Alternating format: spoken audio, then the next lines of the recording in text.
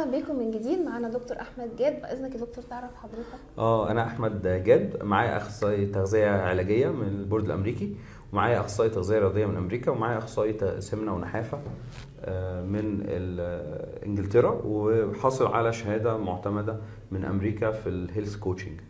يا دكتور حضرتك لمت لنا الناس كلها بس مش كلهم برضو قوي. حلو. طب هو حضرتك من الناس اللي بيقولوا بلاش رياضه للناس اللي اوزانها تقيله والرياضه غلط عليكم والكلام ده؟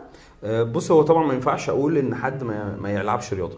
بالعكس، ده في حالات معينه اصلا مش هيجيب معاها غير الرياضه.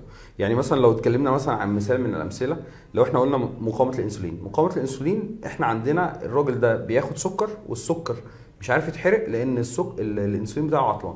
فبالتالي الراجل ده بياكل سكر والانسولين موجود، بس الانسولين متكتف مش عارف يشتغل. فبالتالي لما بدخل بقى عامل الرياضه هتبدا تعمل حرق للسكر بتاعي بدون الاعتماد على الانسولين. فالرياضه بالتالي ممكن تحسن لي مقاومه الانسولين، ممكن تحسن لي مقاومه الانسولين. ممكن تحرق سكر بدون الاعتماد على الانسولين، ممكن تحرق سكر بدون الاعتماد على الانسولين. فبالتالي هتقلل كميه السكريات في الجسم، فبالتالي هتسرع الحرق، وهتحسن كمان محيط الوسط، وهتحسن نسبه الدهون، وهتقلل بشكل كبير جدا.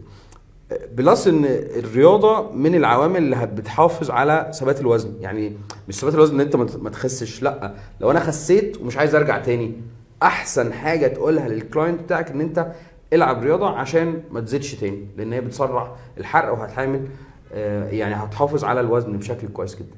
زائد ان الرياضه كمان على حسب نوع الرياضه، فالرياضه ممكن تخلي جسمك هيحرق لمده لا اما 24 ساعه او ساعات بتوصل ل 48 ساعه على حسب نوع الرياضه وشكل الرياضه اللي انت بتلعبها. فبالتالي انت مش بتحرق بس دلوقتي، لا، ده انا هخلي جسمك كانه شغلت، عارف الموتور انجن كده، شغلت الموتور هيفضل شغال معاك ممكن لحد يومين كاملين، جسمك عمال يحرق. فبالتالي ده من الحاجات الكويسه جدا اللي هتحافظ على وزنك، وهتحافظ على معدل حرقك، وهتحافظ على جسمك ان هو صاحي.